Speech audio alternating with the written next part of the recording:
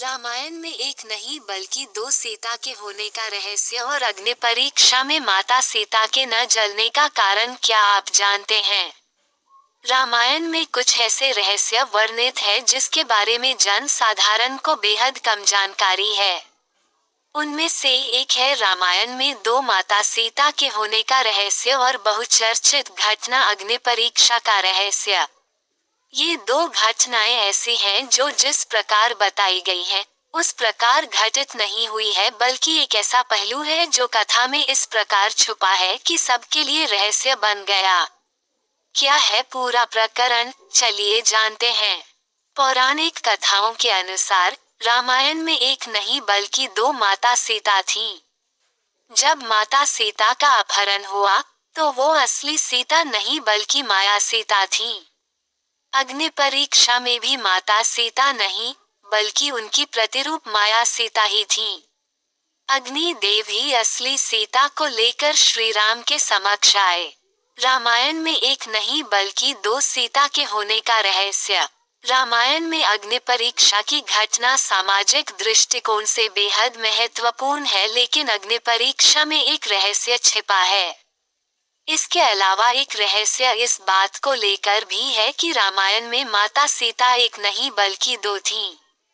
इन दोनों घटनाओं का एक कनेक्शन भी है जो दिलचस्प है। तो चलिए पहले ये जानते हैं कि क्या वाकई में रामायण में दो माता सीता थीं। रामायण में एक नहीं बल्कि दो माता सीता थीं।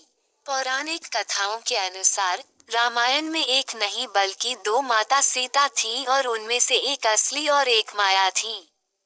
भगवान राम भी माता सीता के इन दोनों रूपों के बारे में जानते थे, क्योंकि उन्होंने ही माता सीता को ऐसा करने को कहा था। इसके बारे में रामचरितमानस के अरण्यक कांड में दोहा 23 और लंका कांड में दोहा 108 से 109 तक में इस प्रसंग का वर्णन विस्तार से किया गया है। पद्म पुराण के अनुसार एक बार लक्ष्मण जब कंदमूल फल लेने वन गए हुए थे, तो प्रभु श्री राम ने माता सीता से कहा, अब मैं नर लीला करूंगा और जब तक मैं राक्षसों का विनाश करूंगा तब तक आप अग्नि में निवास करें। उन्हें स्वर्ण मृग और रावण के अपहरण की घटना का पहले से ही पता था, इसलिए उन्होंने माता सीता से अग्निदेव के पास सुरक्षित रहने का अनुरोध किया। इसके बाद असली सीता जी की जगह उनका प्रतिरूप माया सीता प्रकट हुई और वो भगवान राम के साथ रही, जबकि असली सीता अग्निदेव को सौंप दी गई। माता सीता अग्निदेव की पूजा करती थीं, इसलिए अग्निदेव उन्हें किसी प्रकार से हानि नहीं पहुंचा सकते थे।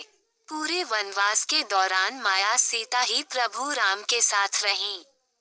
इसलिए जब माता सीता का अपहरण हुआ तो वो असली सीता नहीं बल्कि माया सीता थीं। जब अग्नि परीक्षा देने के लिए भी माता सीता को कहा गया, तब भी असली माता सीता नहीं बल्कि उनकी प्रतिरूप माया सीता ही अग्नि कुंड में समाई थीं। माया सीता के अग्नि में समाते ही असली माता सीता अग्नि से बाहर आ गईं। सीता माता की अग्नि परीक्षा। जब लंबे समय तक रावण की कैद में रहने के बाद माता सीता श्री राम के साथ अयोध्या लौटी, तो उनकी पवित्रता को लेकर समाज के एक वर्ग में संदेह होने लग। जब श्री राम को ये बात पता चली, तो उन्होंने प्रजा के कल्याण के लिए माता सीता को अग्नि परीक्षा देकर अपनी पवित्रता को सिद्ध करने के लिए कहा। उन्होंने अपने व माता सीता के बीच में अग्नि को प्रज्वलित कर दिया व उस अग्नि में माता सीता को प्रवेश करने को कहा।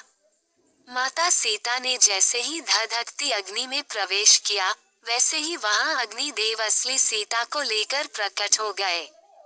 माता सीता की परछाई उस अग्नि में समा गई तथा अग्निदेव असली सीता को लेकर श्री राम के समक्ष आ गए। उन्हें अकेला छोड़ के चला गया। भगवान राम से जब लक्ष्मण ने अग्नि परीक्षा को लेकर विरोध जताया था, तब उन्होंने लक्ष्मण को